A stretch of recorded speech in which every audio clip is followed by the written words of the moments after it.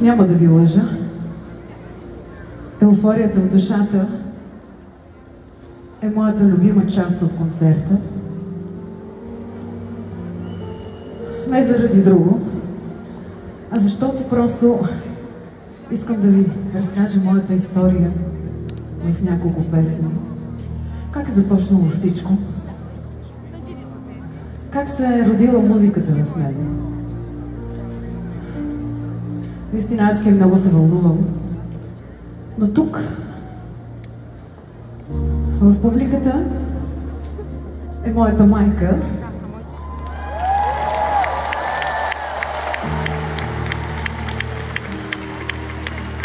Така сте ли? Да те видят хората, на кой съм се метнала такава попунджинка. Мамо, толкова те обичам и толкова ти благодаря за всичко, което си направила не само за мен, а за моя брат, за моята сестра. За това, че ни възпита такива добри хора, преди всичко. Благодаря ти за това, че ни въведе в света на музиката с българския фолклор и аз съм закърмена с него.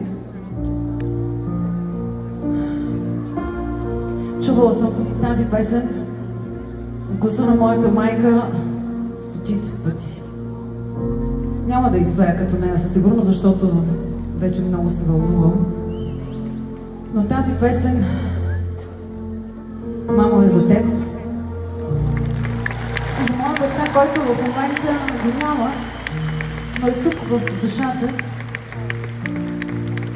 И със сигурност щеше да плаче на тая песен.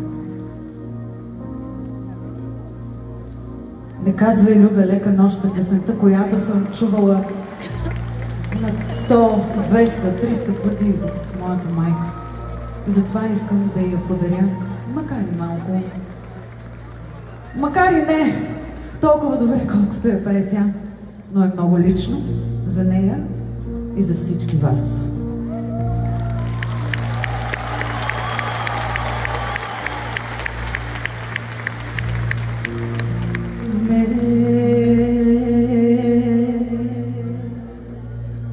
Казвай, любе,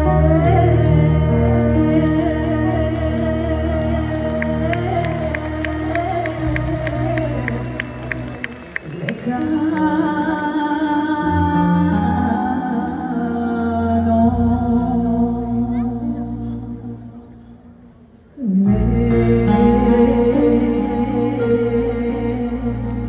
казвай, любе,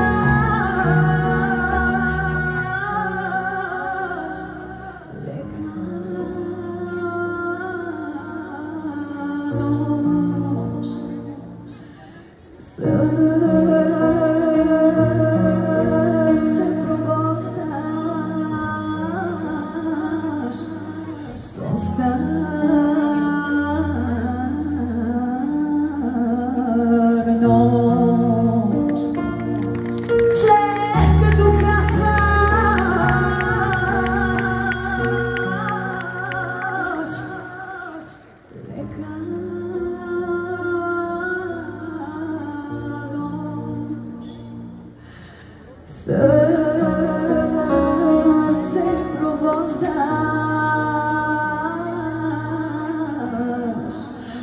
со стар нощ.